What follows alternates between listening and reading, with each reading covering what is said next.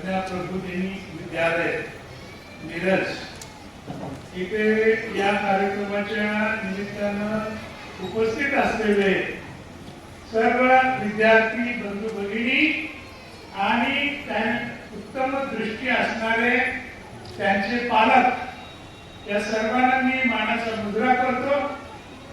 आज मिरजेमध्ये आल्यावर कुठल्या कार्यक्रमाला चाललेला आहात तर वनखंडे गुरुजींच्या शाळेत आलेला आहात का? आणि वनखंडेचं नाव घेतल्यावर लोक आदराने माझ्याकडे बघत होते। त्यावेळेला जरा लहान मुलं थोडी त्यावेळेला मला मोठा अभिमान वाटला की एका अत्यंत महत्वाच्या सुसंस्कृत अशा जागेमध्ये मी माझे 4 विचार मांडण्यासाठी निघालेलो आहे।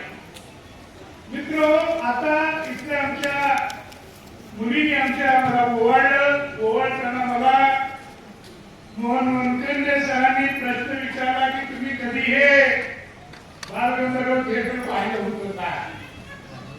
मित्रांनो, जीवनात अशा काही गोष्टी असतात की त्या गोष्टीचा सुगंध आयुष्याच्या अंतापर्यंत पुरतो आणि त्याप्रमाणे हीच ती जागा आहे की ज्या जागेचा सुगंध माझ्या आयुष्याच्या अंतापर्यंत माझ्या बरोबर राहिल्याशिवाय राहणार नाही। कारण जीवनामध्ये एखादं पारितोषिक मिळवणं आणि प्राप्त करणं हे मी याच स्टेजवर मला मिळालेलं होतं। या दिवसामध्ये एकेकाळी डॉक्टर आर्मेटिकी म्हणून मोठं हॉस्पिटल होतं आणि डॉक्टर आर्मेटिकीनी त्यावेळेला पहिल्या वर्षी महाविद्यालयीन व्याख्यानमाला सुरू केली, भाषणाची स्पर्धा सुरू केली। त्या स्पर्धेमध्ये माझा पहिला क्रमांक आला होता, तो इथेच। आताच उल्लेख करण्यात आला की 44व्या साहित्य संमेलनाचा अध्यक्ष म्हणून उभा होतो। पण मित्रांनो, मी गंमत सांगेन की मी या ठिकाणी पारितोषिक घेतलं एक विद्यार्थी म्हणून। मी 99व्या साहित्य संमेलनाचा अध्यक्ष झालो, पण त्यावेळेला माझ्या भाषणाची परीक्षा करण्यासाठी समोर येऊन बसलेल्या होत्या परीक्षक म्हणून त्या तारा भवाडकर। म्हणजे तारा भवाडकरनी माझी परीक्षा केली आणि मला पारितोषिक मिळालं। त्या 98व्या साहित्य संमेलनाच्या अध्यक्ष झाल्या आणि मी 99व्या साहित्य संमेलनाचा अध्यक्ष झालो। मला वाटतं हा दुर्द शंकरा योग आहे।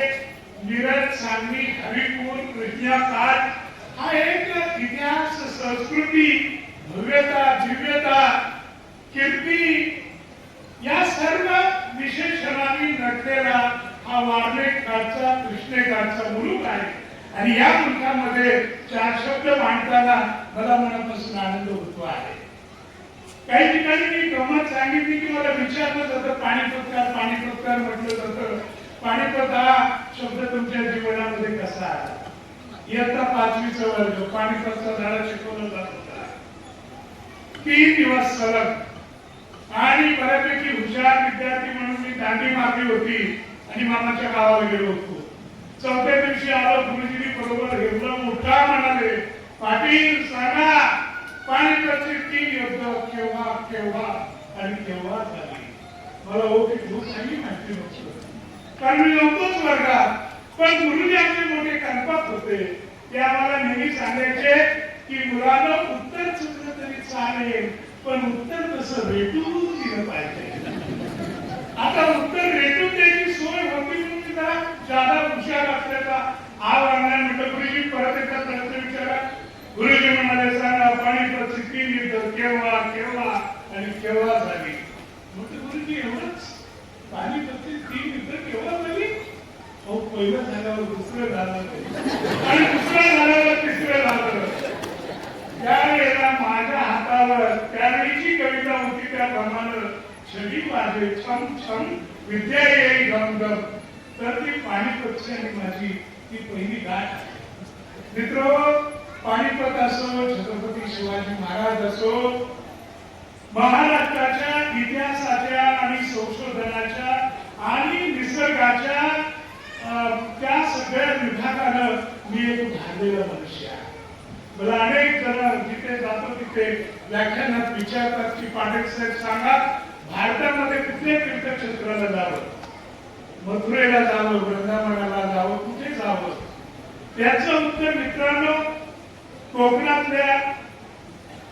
कवीने दिलेला आहे, माधव नावाच्या त्या कवीने म्हटलेलं आहे की अरे मथुरा वृंदावन काशी रामेश्वर कोणाला, मथुरा वृंदावन काशी रामेश्वर कोणाला, ज्या अभाग्याने रायगड देखील त्याला. म्हणजे जीवनामध्ये तुम्ही काशी रामेश्वरला नाही गेलं तरी चालेल, पण रायगडाच्या पायरीवर तुम्ही माता ठेवा आणि तुम्ही जीवनामध्ये परत ठेवा. अशी थोर परंपरा असणारी भूमी आहे, चैतन्याची आहे, संस्काराची आहे. आणि मला इथं मोठा आनंद वाटला की 50-60 विद्यार्थी घेऊन 1000ची शाळा मराठी मुलांची उभी करणं, मी तुमचं अभिनंदन करतो. मला खूप अभिमान वाटतो. मला माहिती असतं तर मी ती कृत्य केलं असतं, पण मी मुद्दाम तुम्हाला मोहनजी सांगतो की तुम्ही माय मराठीची ही एवढी सुंदर सेवा करतात, त्याबरोबर त्याबद्दल 1 महिन्याच्या आत माझ्या संग्रहातली नवी अशी 1,00,000-1.25 लाखाची पुस्तकं मी तुमच्या शाळेला भेट म्हणून देणार आहे. कारण विद्यार्थ्यांना वाचनाची गोडी लागली पाहिजे. पालक इथे आहेत, हातामध्ये आपले एक यंत्र आहे. आता आई वडील नसले तरी चालतात, मित्र नसला तरी चालतो, बहीण नसली तरी चालते, एका वेळेला जेवायला नसलं तरी चालतो, पण मोबाईल बरोबर आहे. आणि या मोबाईलमध्ये आपला वेळ चाललेला आहे. परदेशी संशोधन झाले, त्या संशोधनानुसार म्हातारा असो किंवा तरुण मुलगा असो, प्रत्येकाचा किमान 6 तासाचा वेळ मोबाईलवर जातो. आणि मी ऐकलं की इथं तुमच्या कवठी महाकाळ वगैरे तालुक्यामध्ये भोंगा वाजवतात 7 वाजता आणि मुलांचे मोबाईल काढून घेतात आणि मग मुलं उत्तम पद्धतीने अभ्यास करतात. मी तुम्हाला सांगतो की तुम्ही किती रील फिरवा असं पटापट पटापट, त्याला तुम्हाला समाधान मिळणार नाही. तुम्हाला मानसिक समाधान जर हवं असेल तर तुम्हाला वाचनाला पर्याय नाही. आणि तुम्हाला शिकून मोठं व्हायचं असेल तर मराठी भाषेला किंवा तुमच्या मातृभाषेला पर्याय नाही. डॉक्टर काय सांगतो की लहान मूल चांगलं सदृढ कधी होतं, लहान मूल सदृढ कधी होतं तर ते आईच्या अंगावर वाढलं तरच, ते म्हणजे आईच्या दुधावर वाढलं तर लहान मूल मोठं होतं. त्याचप्रमाणे लहान मूल संस्कारित कधी होतं, माझ्या दृष्टीनं ते आईच्या तोंडचे शब्द बोबडे वेडे वाकुडे आणि पुढे समर्पक असे जर शब्द त्याला आईच्या तोंडी कानावर पडले तर मनुष्य मोठा होतो, मुलगा मोठा होतो. आणि म्हणून मी तुम्हाला विद्यार्थ्यांना सांगेन की मला काहीतरी करायचं आहे, मला काहीतरी जिंकायचं आहे, मला काहीतरी जीवनामध्ये बनायचं आहे. हे स्वप्न तुम्ही मुलाशी बाळगलं तर तुम्हाला काही कमी करणार नाही. आणि म्हणून तुम्ही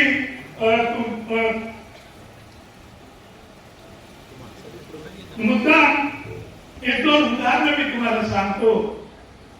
पूर्वी आपल्या महाराष्ट्रामध्ये चिंतामण देशमुख नावाचा विद्यार्थी होता.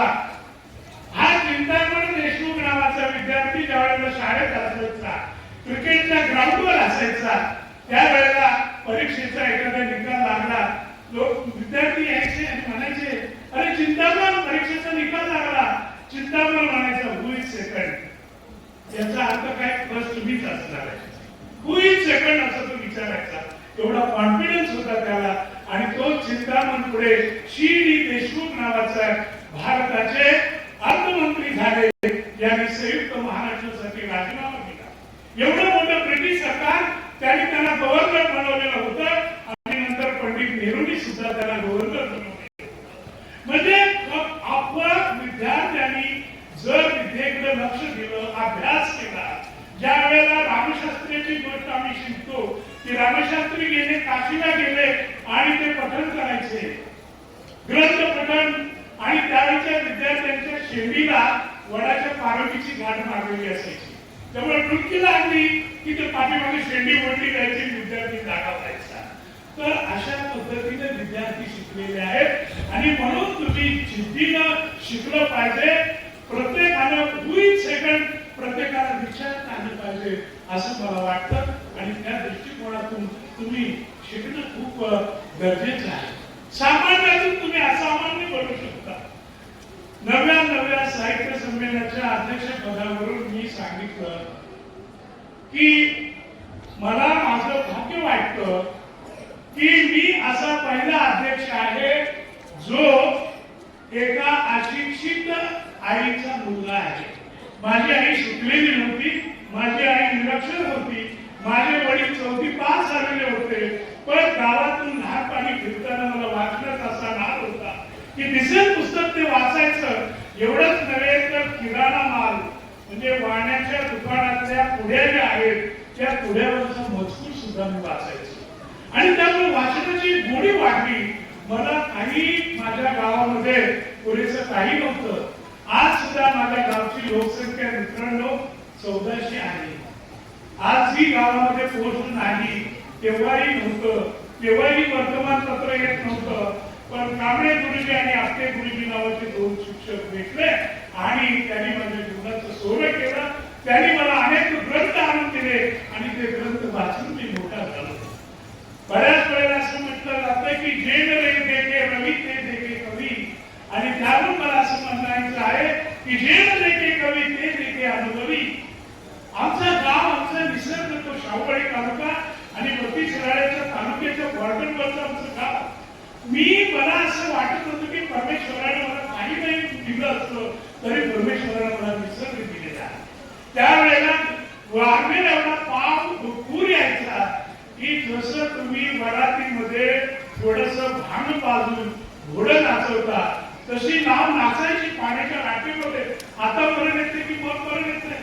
आम्ही काही पुढे घेऊन गेलो की गवत कमरेएवढं उंच, त्या गवतावरून हवा जाताना असं ते त्याला एक आकार यायचा.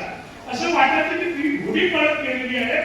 आणि माझ्या गावापासून जवळच विशाळगड आहे, दुसऱ्या बाजूला पन्हाळगड आहे आणि तो वारा वाहताना बाजी प्रभू देशपांड्यांची घोडी नाचतायत असं मला वाटायचं. शेवटी लेखन म्हणजे काय? आता मुली पहिल्यासारख्या फारशा लाजत नाही, पण पूर्वी लग्नाच्या बाबतीत जी मुलगी लाजायची ती सगळ्यात महान समजली जायची. नवऱ्याकडे बघायचंच नाही. महिनाभर लग्न झाल्यावर सुद्धा मुली बघायच्या नाही. आणि त्यामुळे आता प्री मॅरिटल फोटोग्राफी वगैरे स्वप्नातही कुणाचं नव्हतं. त्यावेळेला तुम्ही नाव काढला असता, तुम्ही मार खाल्ला असता, अशी परिस्थिती होती. आणि असे दिवस होते. त्या दिवसामध्ये एका 15-16 वर्षाच्या मुलीचं लग्न केल्याचं करत होतं. मी त्या लग्नाला गेलो. लग्नाला गेल्यानंतर लग्न वगैरे ठरलं. मुली फार बाहेर यायच्या नाही. लग्न ठरलं आणि एवढ्यात ती लग्नाळू मुलगी जी मुलारी वधू ती सरकट म्हणजे पानासारखी बाहेर आली आणि आपल्या बाबांना म्हणाली, बाबा मला एक प्रश्न विचारायचा आहे. आता पाहुण्यांच्या समोर पूर्वी प्रश्न विचारला. बाबाची कापडपट्टी मिळाली. ते म्हणाले, विचार, काय विचारतेस? त्यांनी विचारलं की बाबा मला एकच प्रश्न विचारायचा आहे की आपल्या घरातला नांगरीचा आवताचा बैल म्हातारा झाला म्हणून तुम्ही गेल्या 4 महिन्यामध्ये 8 आठवडे बाजाराला गेला, कारण तुम्हाला बैल चांगला पाहिजे होता. 4 महिने तुम्ही चपला फाडल्या आणि जावई मात्र तुम्ही अर्ध्या मिनिटात कसं काय पसंत केला. आणि तिथे मला कादंबरी सुचली की एखादी मुलगी हे महान कसं बोलून जाते. आता पानिपत कुठे आहे? तर पानिपत आहे दिल्ली पासून 80 किलोमीटरवर. तिथे मराठी कशासाठी गेले होते? तर मराठी दिल्लीच्या रक्षणासाठी गेलेले होते. अहमदी या नावाचा प्रहार त्यावेळेला शिंदे होळकरांनी केलेला होता आणि भारताच्या रक्षणासाठी मराठी लढले होते. दुसरं कोणी लढलेलं नव्हतं. आणि ही कहाणी ज्या वेळेला माझ्या लक्षात आली त्यावेळेला मी ठरवलं की या कहाणीच्या तळाशी मुळाशी पोचायचं. आपल्याला माहिती आहे तो दिनांक 10 जानेवारी 1660 यमुनेच्या काठावर मर्द दत्ताजी शिंदे असा वाळूमध्ये पडलेला आहे. जखमी होऊन अंगावर 150 पावणे 200 जखमा आहेत. अंगातून रक्त वाहत आहे आणि पलीकडून कुतुब खान येतो आणि कुतुबशाह विचारतो की पाटील लढू दे. त्यावेळेला भाल्याचं काठी घेऊन याही मरणासन्न स्थितीमध्ये तो उठतो आणि म्हणतो क्यों नहीं लढेंगे, आओ भी लढेंगे. बाप शिंदेने दिले. हा जो पराक्रम मराठ्यांचा आहे. आणि मला आश्चर्य हेच वाटतं की आज आपल्याकडे मोबाईल आहे, कुठलाही नकाशा आपल्याकडे मिळतो. गडकरी साहेबांच्या काळातले 6 मजली रस्ते आहेत, प्रत्येक नदीवर ब्रिज आहे, पूल आहे. त्या काळामध्ये कुठल्याही नदीवर पूल नव्हता, कुठेही अशी काही सोय नव्हती.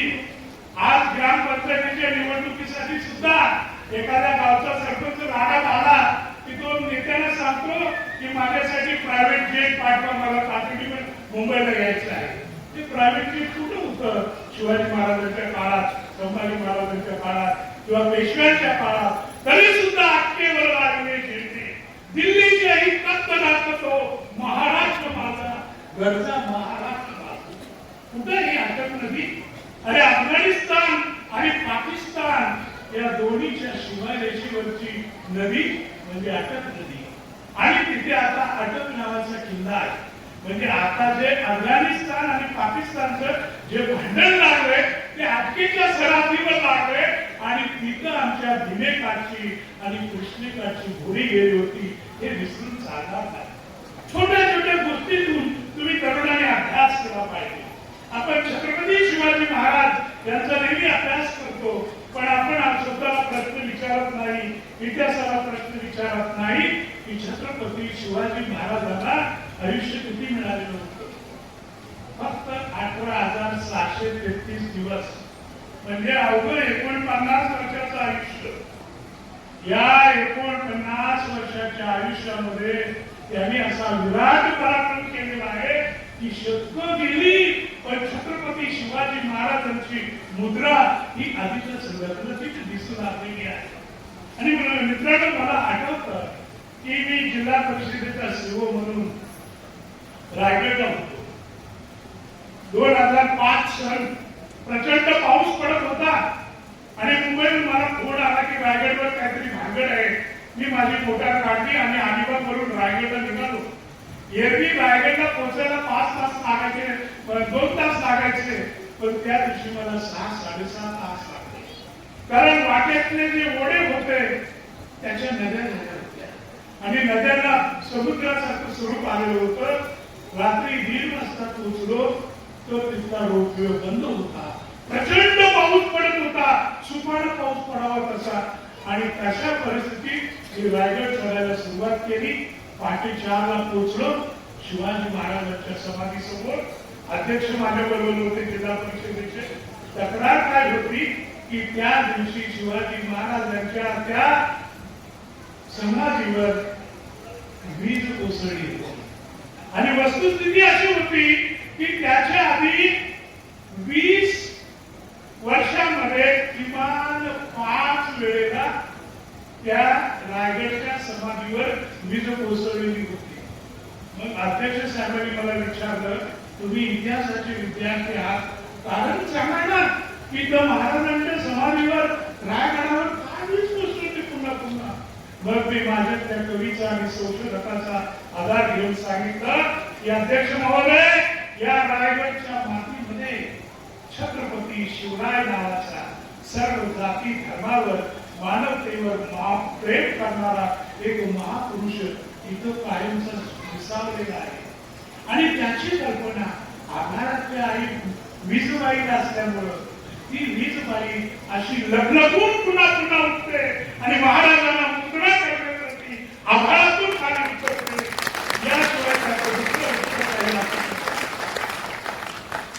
बऱ्याच वेळेला मी परमेश्वराशी भांडतो की परमेश्वरा, माझ्या शिवाजी महाराजांना 49 ऐवजी आणखी 10 वर्ष आयुष्य तू द्यायला पाहिजे होतंस.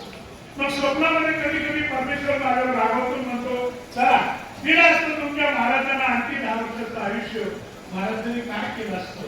मी म्हणतो काय केलं असतं? अरे 10 वर्षाचं आयुष्य महाराजांना तू देऊन तरी पाहायचं होतंस.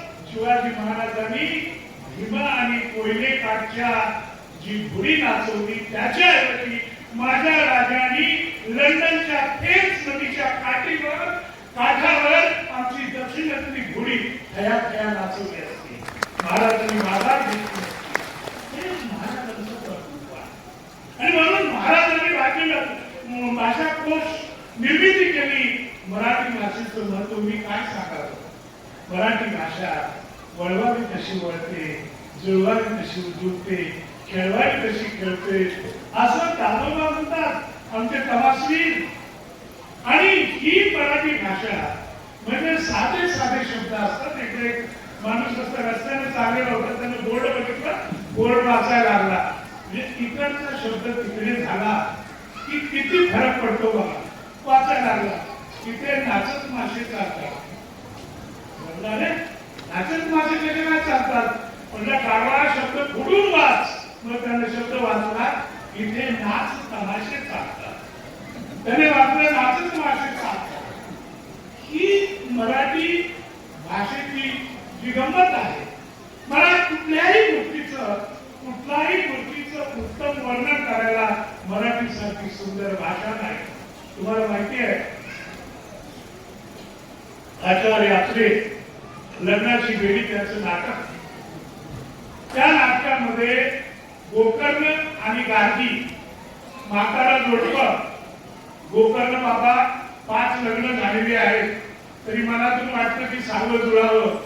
आणि गार्गी ती म्हातारी वैतागलेली आणि ती म्हणते अगं बाई काय बघावं. मला तर या म्हाताऱ्यांचा इतका धिक्कार आलाय की मला असं वाटतं की एक उंच झाड बघावं. जगातले सगळे म्हातारे गोळा करावे आणि त्या सर्व म्हाताऱ्यांना झाडावर बसवावं. झाड खाली धरून चांगलं गदगद आलं. ते म्हातारबा म्हणाले हलवा. झाड खाली धरून चांगलं गदगदा हलवा. अगं भ्रम आहे तुझा. म्हातारे खाली पडती, नारळ खाली पडती, पण म्हातारे खाली पडायचे नाही. ही जी मराठीची गंमत आहे. कुठले दारुड्याचं वर्णन करायचं असू दे. आचार्य आपल्यांचे एक स्वातंत्र्य शाहीर होते, एक विनोदाचे शाहीर होते, दत्तू बांदेकर म्हणून. त्यांनी मेलेल्या मोठ्या माणसांच्या समाधीसाठी अक्षरं द्यायला घेतली. एखादा नट मृत पावला काय न्यायचं, त्याला मृत पावला काय न्यायचं. गावातल्या दारुड्याला वाटतं की आपल्याकडे सुद्धा मोठा तळीवा जर मरण पावला तर त्याच्यासाठी सुद्धा लागले आता अक्षर लिहून आणावी. त्या वेळी म्हणाले मास्तर लिहून द्या. आता ते भेरकाटे खात होते.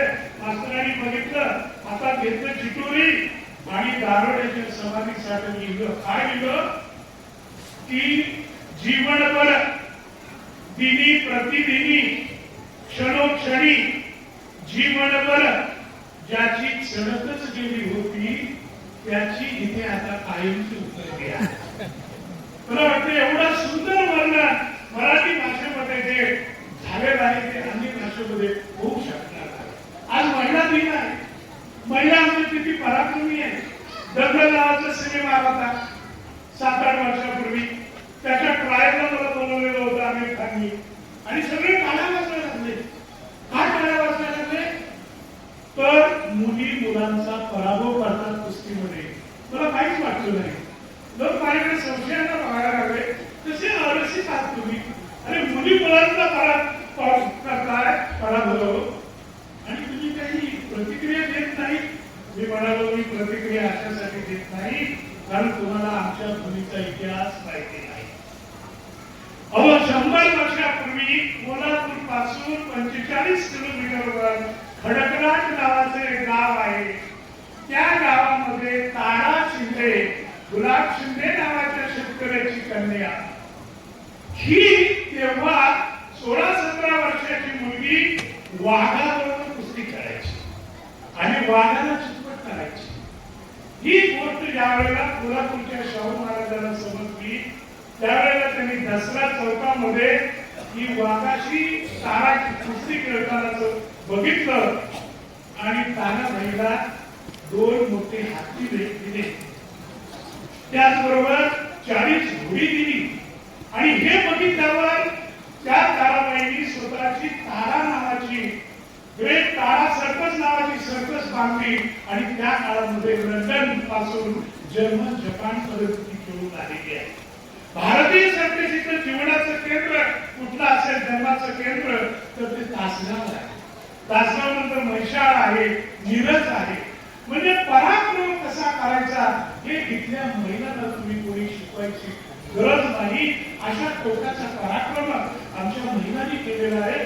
आणि त्यामुळं मी मुद्दाम सांगेन की मुलींना वाढवा, मुलींना घडवा आणि मुलींना शिकवा. मुलगी शिकली तर घर शाळा होईल असं म्हटलं जातं. पण अलीकडच्या काळामध्ये बऱ्याच वेळेला साधारणतः आयटी क्षेत्रातील किंवा आरोग्य क्षेत्रातील नुकत्याच नव्या पिढीतून आलेल्या मुली, त्यांच्यावर होणारे अत्याचार, काही ठिकाणी होणारे खून ही खूप दुष्ट गोष्ट आहे असं मला वाटतं. समाजाला ते लांछनास्पद आहे. म्हणून मुलींना आपण जपलं पाहिजे, मुलींना वाढवलं पाहिजे. मुलगी शिकली तर घर शिकलं हा जो नारा आहे तो बरोबर आहे. मला जाणवतं की या निमित्तानं मला एक सांगायचं की तुम्ही ज्या वेळेला अभ्यास करता तर तुम्ही कुठल्याही क्षेत्रात असा, तुम्ही तुम्हाला काही व्हायचं असतं, म्हणजे काही वेळेला असं म्हटलं जातं की तू डॉक्टर झाला पाहिजेस, वकीलच झाला पाहिजेस, असं अजिबात नाहीये. त्याचं कारण असं की मी तुम्हाला मुद्दाम सांगेन, जीवनाच्या प्रत्येक क्षेत्रामध्ये एक शिखर असतं. तुम्ही कुस्तीत गेला हिंद केसरी शिखर आहे, तुम्ही शास्त्रज्ञ झाला तिथं शिखर आहे, तुम्ही साहित्यिक झाला तिथं शिखर आहे. प्रत्येक क्षेत्राला शिखर असतं आणि ते शिखर तुमच्या पावलांची वाट करत असतं. तुम्ही हिमतीनं ते शिखर पादाक्रांत करायचं असतं. नेपोलियन बोनापार्ट हा जगजेता, त्याच्या टेबलवर एक महत्वाची कवितेचे न्यू टेस्टामेंट मधल्या 2 ओळी होत्या, त्या खूप महत्वाच्या आहेत. त्या मी विद्यार्थ्यांना मुद्दाम सांगेन, तुम्ही मनामध्ये त्या साठवा लिहून ठेवा, त्याचा पुन्हा पुन्हा अभ्यास करा. त्या ओळी अशा होत्या न्यू टेस्टामेंट मधल्या, the height of the great main that they reach and keep, it was not attend bye a sudden flight, but while their companions were slept, they were toiling upwards in the light. म्हणजे सामर्थ्यवान पुरुष, त्यागी पुरुष जी उंची मिळवतात आणि गाठतात, त्यांची ती उंची म्हणजे वाऱ्याची स्वरूप नव्हती. तर त्यांचे मित्र ज्या वेळेला रात्रीचे डाराडूर झोपी गेलेले होते, त्यावेळेला हा ग्रस्त रात्रीचा दिवस करत होता आणि म्हणून तो एका एवढ्या मोठ्या महत्पदाला गेला. मी मुद्दा मला सांगायचं आहे पालकांना आणि विशेषतः इथल्या सर्व मुलींना की 30% कोटा तुमच्यासाठी आहे. शासनामध्ये, केंद्रामध्ये असेल, राज्यामध्ये असेल, स्पर्धात्मक परीक्षेमध्ये असेल, तुम्ही हिमतीने शिकलं पाहिजे, तुम्ही घडलं पाहिजे, तुम्ही आणि आम्ही मुलांना पाहतो ना, तुमच्यामध्ये जिद्द पाहिजे. आज अनेक IAS अधिकारी आणि IPS अधिकारी यांची मुलं पुन्हा IAS आणि IPS नाहीत होत, बहुतांशी नाहीच होत. परंतु एखाद्या नर्सची कन्या, एखाद्या शिपायाचा मुलगा सुद्धा पहिल्या झटक्यामध्ये IAS आणि IPS होतो, अशी जिवंत उदाहरणं आहेत आमच्याकडे. एनर्जी नावाचं एक पुण्याला स्कूल होतं आमच्या जवळ, आमची भाची. एक साधं उदाहरण सांगतो. नगर मधून एक शिकून आलेली मुलगी, नुकतंच लग्न झालेलं, ती ग्रॅज्युएट झालेली, तिला चांगलं स्थळ मिळालं नाही कारण पैसे नाही, कुठून करायचं. एक मुलगा मिळाला, तो 12वी 11वी झालेला नातेवाईकातला, मुलगी ग्रॅज्युएट, पण मुलगा स्वभावाने चांगला होता आणि पुण्याला स्वारगेट जवळ तो रस्त्यावर भाजी विकायचा.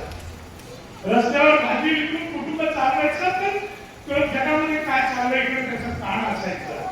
एक दिवस भाजी विकून आपल्या झोपडपट्टीत जात असताना बसमध्ये चर्चा चाललेली होती की ग्रॅज्युएट झालेलं कोणीही IAS आणि IPS ला बसू शकतं. तो भाजी विक्या मुलगा घरी गेला, तो तरुण भाजीचा पाठी बाजूला ठेवली आणि बायकोनं म्हणाल की तू IAS तर होत नाहीस, तू ग्रॅज्युएट आहेस. आता तिलाही कुठे काय IAS माहिती नव्हतं. ती दोघं गेली कुठल्या तरी क्लासमध्ये, माहिती घेतली, ती मुलगी परीक्षेला बसली. पहिल्या वर्षी नापास झाली, दुसऱ्या वर्षी नापास झाली, तिसऱ्या वर्षी नापास झाली, चौथ्या वर्षी तर ते दोघे लढवेले झाले. कारण जिद्दीने त्यांना हे घडवायचं होतं आणि पाठीशाने त्यांना मदत केली, सांगितलं की तुम्ही जिद्द सोडू नका. आणि शेवटी त्या भाजीवाल्याची सुविद्य पत्नी ही 4थ्या अटेम्प्टला भारतामध्ये पहिल्या 10 मध्ये आली आणि ती आहे झाली. आज ती साऊथ मधल्या एका प्रांतामध्ये काम करते आहे आणि आपल्या गरीब आणि विचारी दूरदृष्टीच्या नवऱ्याची उपकार ती विसरलेली नाही. जाताना ती आपल्या बरोबर त्याला घेऊन गेलेली आहे आणि त्याला एक छोटा मोठा उद्योग काढून दिलेला आहे. म्हणजे आदर्श पाहिजेत असं आपण म्हणतो. लांब दूर जायची गरज नाही, आपल्या आजूबाजूला सुद्धा आदर्श घडतात आणि मराठी भाषेचं न्यूनत्व मानायचं काही कारण नाही. गेल्या 50 वर्षामध्ये आंतरराष्ट्रीय दर्जावर जे संशोधक झाले किंवा शास्त्रज्ञ झाले त्या शास्त्रज्ञांपैकी 98% लोकांची मातृभाषा ही मराठी होती. ते मराठीतून शिकलेले होते. अनेक मोठ्या विद्वानांनी आम्हाला हे सांगितलेलं आहे.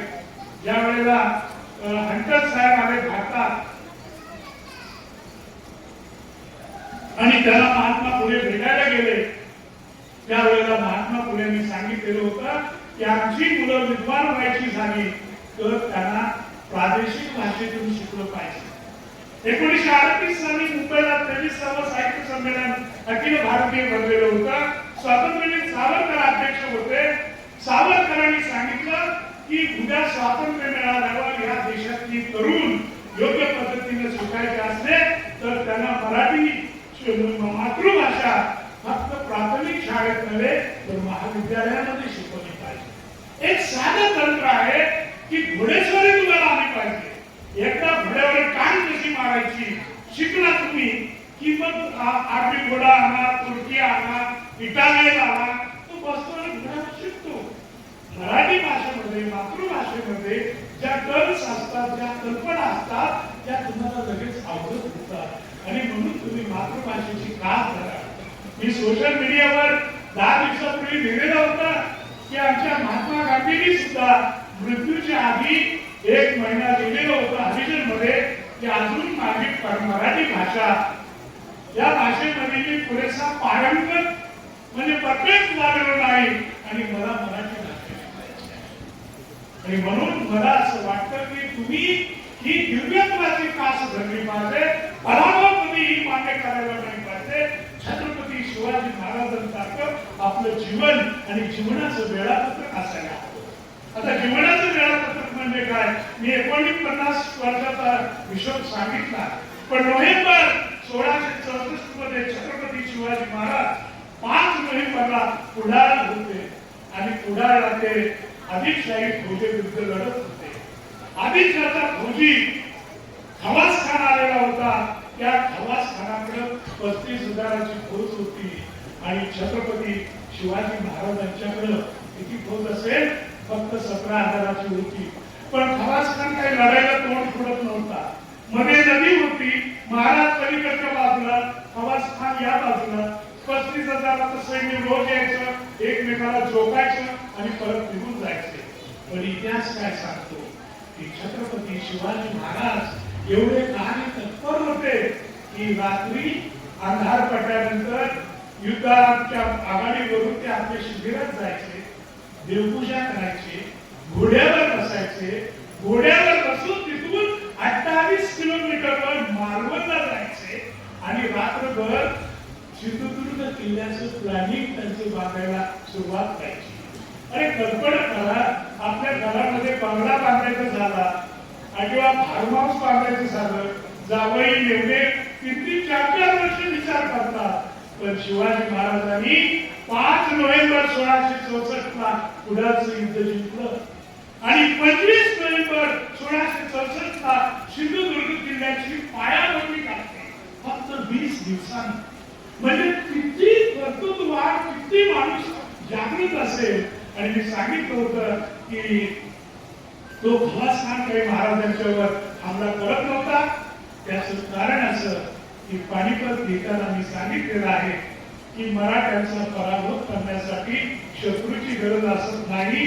आपले जवळचे नातेवाईक भाऊबंदच आपला काटा बरोबर काढतात, बाहेर दुश्मन शोधावे लागत नाही. आणि महाराजांची पण त्यातून सुटका झालेली नव्हती.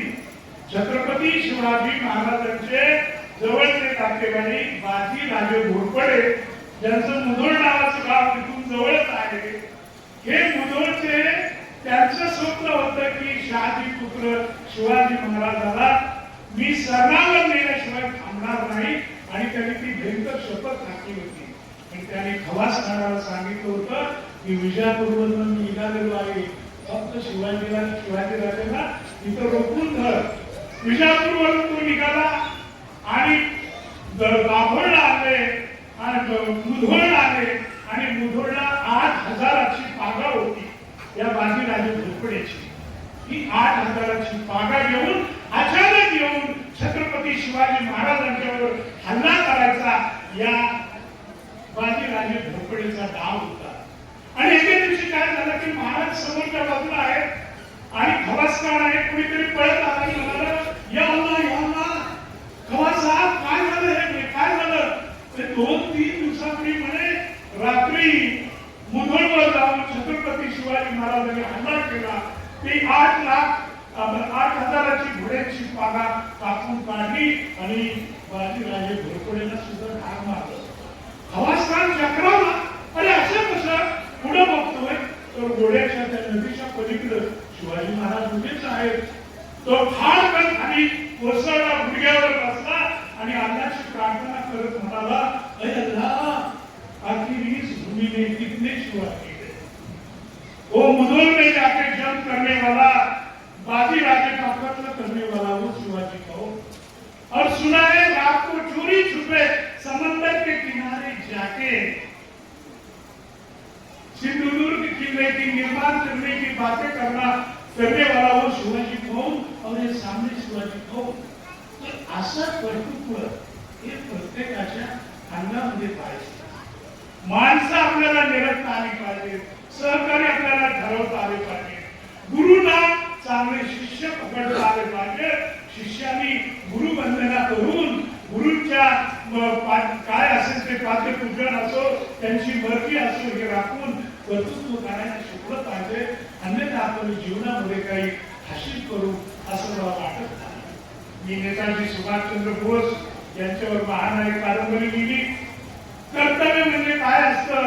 वल्लभभाई पटेल यांचं उदाहरण मी तरुणाला मुद्दाम देतो, तरुणीला मुद्दाम देतो. एकदा वल्लभभाई पटेल हे अहमदाबादच्या कोर्टामध्ये ते स्वतः बॅरिस्टर होते. एका आरोपीची केस लढवत होते, त्यानं खून केलेला. आणि ब्रिटिश न्यायाधीशासमोर त्यांचं भाषण सुरू होतं सकाळी 11 वाजता. 1:30 वाजले तरी कसं चालू होतं आणि त्या सुट्टी न घेता सुरू करा असा वल्लभभाईंचा आग्रह होता. कारण त्यांना माहिती होतं की हा जो आरोपी आहे त्यातून त्याने निष्ठावं म्हणून घर शेतीवाडी विकून आपले पैसे भरलेले आहेत आणि त्याचे प्राण पृथ्वी आणि आकाशाच्या मधल्या सीमारेषेमध्ये आहेत आणि ते वाचवून त्याला गरजेचं आहे. म्हणून वल्लभभाई पटेल बोलत होते. आणि आपल्याला माहिती आहे त्या काळामध्ये पत्र फक्त असायची आणि तार असायची. तार कशासाठी यायची, कोणतरी मेलं खपलं ते जवळचे हे सांगण्यासाठीच तार केली जायची. तारेचा उपयोग व्हायचा नाही. आणि दुपारी 1:30 वाजता तार आली की अचानक त्या पट्टेवाल्यानं वल्लभभाईंच्या हातात दिली. वल्लभभाईंनी बघितलं, थोडेसे त्यांचे डोळे हल्ले, थोडा शोककारक चेहरा झाला. त्यांनी बाजूला पोटात ती तार ठेवली आणि पुढे भाषण चालू केलं बचावाचं. संध्याकाळी 4:30 वाजले, बचावाचं भाषण संपलं. वल्लभभाई खाली बसले, त्यांचे मित्र पळत आले आणि ते विचारायला लागले की अरे वल्लभ काय कसली होती. आणि त्याची आठवण झाल्यावर वल्लभभाईला दरदरून घाम फुटला आणि ते म्हणाले अरे माफ करा मित्रांनो, गावाकडे माझ्या पत्नीचं निधन झालेलं आहे आणि त्याची कार्य झाली. म्हणजे घरी झालेल्या आपल्या ग्रहलक्ष्मीच्या मृत्यूचं कुठलीही पर्वा न करता आपल्या निष्ठेची पर्वा त्यांनी केलेली होती. म्हणून ते भारताचे पोलादी पुरुष झाले. अनेकदा तुम्ही ऐकलं असेल की ज्यावेळेला राष्ट्रीय नाच सुरू असतं त्यावेळेला प्रत्येकाला अभिमानानं सुरू उभं राहायचं असतं. लंडन मध्ये एका शाळेजवळ एक शाळेच्या ग्राउंडवर मुलं लंडनचं राष्ट्रगीत तिथे सुरू होतं. थोड्यात पलीकडे तुरुंग फुटला आणि तुरुंगातले कैदी पळत पळत त्या शाळेसमोर आले. त्यांच्या कानावर त्या प्राथमिकी धून पडली राष्ट्रगीताची. ते तुरुंग फोडणारे कैदी जागेवर थांबले. त्यांना पकडायला आलेले पोलीस जागेवर थांबले. ते राष्ट्रगीत संपलं, कैदी पडू लागले, त्यांच्या पाठीमागे पोलीस पडू लागले. मला असं वाटतं की हे महत्वाचं आहे. जीवनामध्ये निष्ठा महत्वाची आहे. आणि मराठी शाळेसाठी पुन्हा पुन्हा मी तुम्हाला सांगेन की मी पाहिलेलं आहे की मराठी शाळेमध्ये आणि जिल्हा परिषदेच्या शाळेमध्ये शिकणारी मुलं, माझ्या फेसबुकवर मी लिहिलेलं आहे. 2 महिन्यापूर्वी मध्य प्रदेशात माजी राष्ट्रपती कोविंद यांच्यासमोर माझं भाषण होतं आणि त्या भाषणामध्ये मी सांगितलेलं होतं की जिल्हा परिषदेमधली मुलं आणि इतर आंतरराष्ट्रीय शाळेमध्ये शिकणारी मुलं याच्यामध्ये फरक काय असतो तर रानातले पोपट आणि केंद्रातले पोपट या दोन्हीमध्ये फरक. आमच्या जिल्हा परिषदेच्या किंवा म्युनिसिपालिटीच्या शाळेमध्ये शिकणारी मुलं म्हणजे रानातले गरुड असतात. म्हणजे मग ढग गळू दे, पाणी गळू दे, उन्हाळा असू दे, पावसाळा असू दे, प्रत्येक हवेशी कसं टिकून राहायचं असतं हे त्यांना माहिती असतं. पण तेवढं तगडं होणं, तेवढं निर्भय होणं हे पिंजराच्या पोपट्याला माहिती नसतं. 2 दिवस थोडी नाही दिला तर ती आजारी पडते. तर ही ताकद आहे. आणि मराठी शाळेतून आमचा ज्ञानेश्वर मुळे सारखा विद्यार्थी असेल, भूषण आहे आमचा मुंबईला आता कॉर्पोरेशनला होते, ते तर मराठी घेऊन भारतात तिसरे आले, मराठीमध्ये पेपर लिहून. तर ही उदाहरणं तुम्ही पहा. आपल्या आईचा डग तुम्ही वाजवला पाहिजे आणि मराठी शाळेचा झेंडा फिरवला पाहिजे. तुम्ही कुठल्याही क्षेत्रामध्ये असा. या निमित्तानं मी एक सांगेन की बऱ्याच वेळेला काय असतं की लेखक लिहित जातो. लेखक कसं व्हावं, जे मनाला पटेल ते लिहावं. मला काही लोक मुलं विचारतात की तुम्ही किती वेळा कादंबरी लिहिता, तुम्ही कशी लिहिता, कुठे लिहिता, किती वेळा लिहिता, किती तास लिहिता. मी त्यांना म्हणतो अरे बाळांनो, ज्या वेळेला एखादा शिल्पकार शिल्पाकृती घडवतो, हातामध्ये छिन्नी घेतो, दगडाला आकार देतो, त्यावेळेला त्याच्या पोटातून रक्त बाहेर येतं, त्यावेळेला मूर्ती किती तासात करायची हे तो घड्याळात बघतो ना. उलट त्या मूर्तीला आकार येत नाही, ती देवीसारखी देवतेसारखी बोलत नाही, तोपर्यंत तो लढत राहतो. तसंच आपण आपल्या जीवनाच्या ध्येयासाठी लढत राहिली पाहिजे. आता पारितोषिक सारखी कादंबरी मी लिहिली, मला भरपूर पारितोषिकं मिळाली आणि मग मला गर्व चढला. असं होतं की जवळजवळ 40-50 पारितोषिकं मिळाली आणि त्या काळामध्ये कोल्हापूरला मी पानिपत कादंबरीच्या 1 वर्षाच्या रॉयल्टीमध्ये बंगला काढला. त्या बंगल्याचं नावच पानिपत दिलेलं होतं. म्हणजे एवढी त्याला कमाई झालेली होती. आणि इकडं मी लिहिलं, माझं काही चुकलेलं नाही असं मला वाटतं. पण एके दिवशी सातारा शहरातल्या इयत्ता 5वीतल्या एका मुलीनं माझ्या घराचं हरण केलं. तिने मला एक पत्र लिहिलं. पानिपतात मी काय लिहिलेलं की भाऊसाहेबांची पत्नी अंबारीतून जाताना तिच्या हातामध्ये तलवार होती आणि रात्री शिबिरामध्ये भाऊसाहेबांनी पार्वतीबाईंना विचारलं की का हो, पुण्याला असताना तुमच्या हातात फुलांची परडी असायची, मग आता तुम्हाला धारी तलवारींचा नाद कुठून लागला. त्यावेळेला पार्वतीबाई भाऊसाहेबांच्या केसातून लाडाला बोट फिरवत म्हणाल्या, अहो आधीशी संसार करायचा तर भीतीची सवय करून घ्यायला नको का. हे सुंदर वाक्य मी लिहिलं होतं आणि तिथेच मी फसलो होतो. त्या सातारच्या 5वीतल्या चिमुकलीनं मला हिंदीत गाठून विचारलेलं होतं की काहो पाटील साहेब, 200-300 वर्षापूर्वी पुण्याच्या ब्राह्मण पेशव्यांच्या घरातील सर्व मर्द पुरुष डोईचा तुळतुळीत गोटा ठेवायचे आणि असं असेल तर तुमची पार्वतीबाई भाऊसाहेबांच्या केसातून लाडाने कशी काय गोटे ठेवत होते. आता अलिबाबांचं काय करायचं. मग माझ्या लेखकाचा मी उपयोग केला आणि तिला लिहिलं की बालिके तुझी शंका बरोबर आहे आणि माझं लेखनही बरोबर आहे.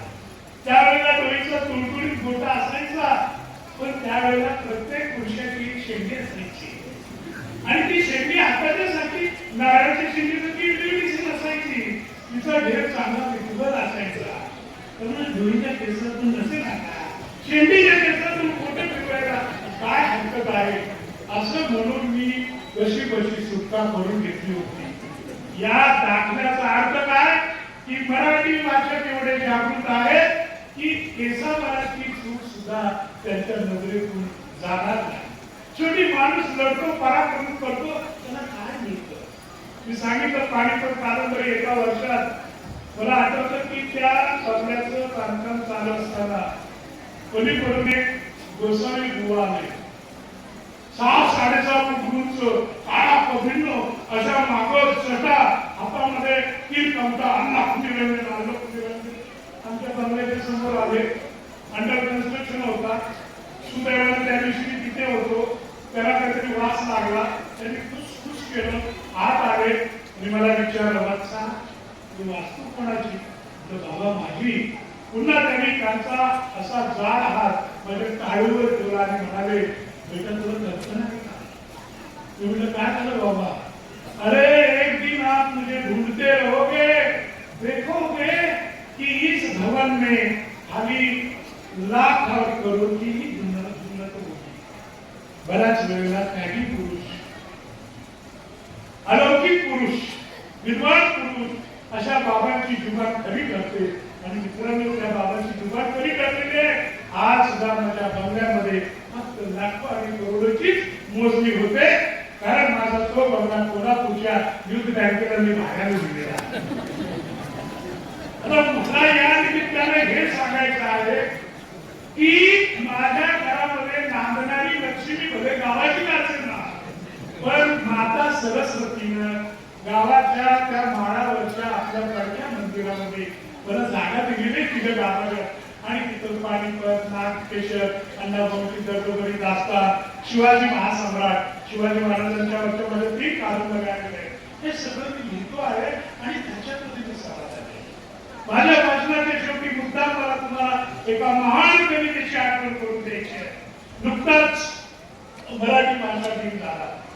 तात्यासाहेब शताब्दीवार शिरवाडकर यांच्या जन्मदिनाच्या निमित्तानं आपण हा दिवस साजरा करतो. त्या तात्यासाहेबांनी ज्या अनेक कविता लिहिल्या त्यापैकी कोलंबसाचे गर्वगीत या नावाची अतिशय सुंदर कविता आहे. ती तुम्ही वाचली असेल तर तिचा आशय एवढा प्रचंड आहे की ती पुन्हा पुन्हा वाचली पाहिजे. वेळा कोलंबस जगातल्या इतर लोकांपेक्षा वेगळं काहीतरी करावं म्हणून पाण्यामध्ये झास टाकतो आणि हिंदुस्थानचा शोध लावायला बाहेर निघतो. इतिहास असं सांगतो, वस्तुस्थिती अशी की त्याला हिंदुस्थान मिळत नाही, पण तो अमेरिकेचा शोध लावतो.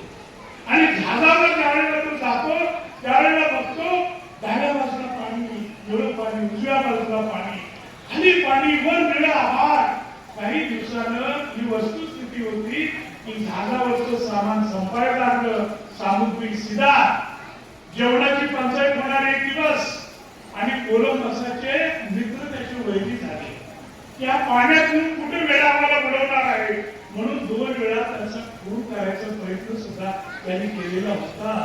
पण शेवटी त्या कोलंबसानं जमिनीचा शोध लावला, अमेरिकेचा शोध लावला. आणि म्हणून तात्यासाहेबांचा तो कोलंबस काय म्हणतो, काय लोटले तार पाताया मागे असे का आपला बाणा. तारू म्हणजे दास. काय लोटले तार पाताया मागे असे का आपला बाणा. त्यापरी जरी समाधी येऊ सुटे अशासाठी जपावे पराभूत प्राण.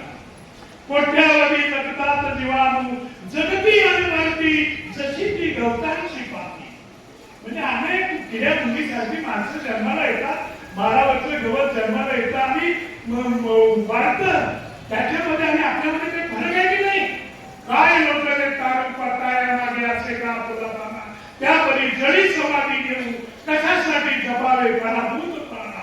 कोठ्यावधी जगतात जीवाणू जगती आणि मरती जशी ती गवतांची पाती. परंतु आम्ही नाविक फिरतो 7 नभाखाली निर्मितो नवक्षितिजे पाती. म्हणून तो कोलंबस म्हणतो की अरे हे किती विराट पाणी असू दे, सागर किती मोठा असू दे, शेवटी या सागराला किनारा आहे. तर तुमच्या आणि माझ्या आकांक्षेला किनारा पाहिजे. काय लोटले तर पडताया मागे असे का तुला बाणा, त्या परी जरी समाधी घेऊ चुके कशासाठी जपावे पराभूत प्राणा. कोणत्या अवधी जगतात तुझी मानव जगती अनुभवती, जशी ती भक्तांची पाती. परंतु आम्ही नाविक फिरतो सात लबात आम्ही, निर्मितो नव क्षितिजे पूर्ती. मार्ग आमचा रोखू शकतील ना धरला दातारा, मानवतेचे निशाण रोवू महासागरात जिंकुनिया खंड खंड चारा. आणि शेवटी काय, चला वारा शुभ्र शिरेती गर्वाने वरती कथा या खुल्या सागराला. चला वारा शुभ्र शिरेती गर्वाने वरती कथा या खुल्या सागराला. अनंत आमची ध्येया शक्ती अनंताला आशा किनारा तुला पावला. या सुट्टीप्रमाणे या तुमच्या विद्यालयातील ज्ञान प्रज्ञा प्रबोधिनी विद्यालयातील तुम्ही सर्व मोहन मनखंडे यांचे विद्यार्थी, तुमची जपवणूक करणारे नव्या पिढीचे सांगत जाता सर्व शिक्षक हे जे तुम्हाला मंत्र देत आहेत की जीवनामध्ये काहीतरी आग्रह वेगळं करा आणि नवीन शिखरं गाठा. ती शिखरं गाठण्यासाठी तुमच्या पायांना परमेश्वरांनी धाकटीचं बळ द्यावं अशी अपेक्षा मी व्यक्त करतो आणि आपली रजा घेतो. जय हिंद, जय महाराष्ट्र. धन्यवाद सर.